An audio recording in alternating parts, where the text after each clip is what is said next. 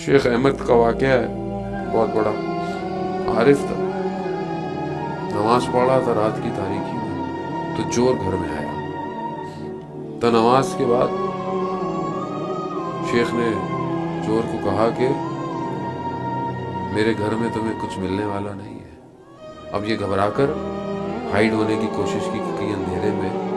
تو شیخ نے کہا کہ جاؤ، وہ ایک برتن پڑا ہے، اٹھاؤ اسے اور جا کر باہر کنویں سے وضو کرو اور آؤ میرے پیچھے نماز پڑھو۔ اب چور نے بولا اب یہاں ملنا تو کچھ ہے نہیں، چلو صبح تک ویسے بھی کچھ ہوگا نہیں، تو چلو بری بات نہیں ہے، نماز ہی پڑھ لیں، چلو کچھ تو ہوگا۔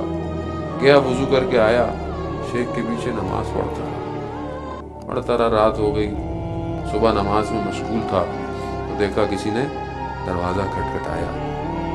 جا کر اس نے کھولا دروازہ تو ایک شخص آیا اور کہتا ہے شیخ کو کہ میں نے رات کو خواب میں دیکھا یہ جو میرے پاس بہت سارے دینار اور سکے ہیں یہ میں آپ کو دے دوں۔ تو اس نے شیخ کو دیا۔ شیخ نے وہ پورا سونے کا ایک وہ تھا، اس میں اتنے سارے سکے اس چور کو دے دیے، یہ لو تمہاری نماز پڑھنے کی اجرت۔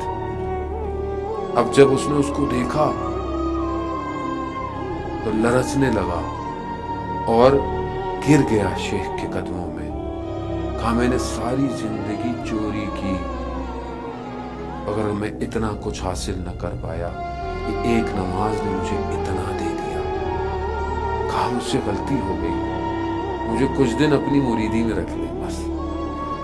اس نے ہاتھ پھیرا، خدا نے تمہیں معاف کیا یقیناً۔ اور پھر عبادت میں ابھی وقت گزرا نہیں تھا، ایک اور شخص آیا اور اس نے کہا شیخ کو کہ مجھے امیر بلخ کی بیٹی نے بھیجا ہے۔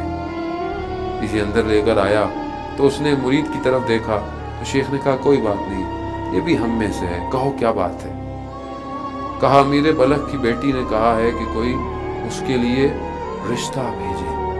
اب یہ مرید ہنسنے لگا کہ کہاں امیر بلخ کی بیٹی اور یہ کدھر؟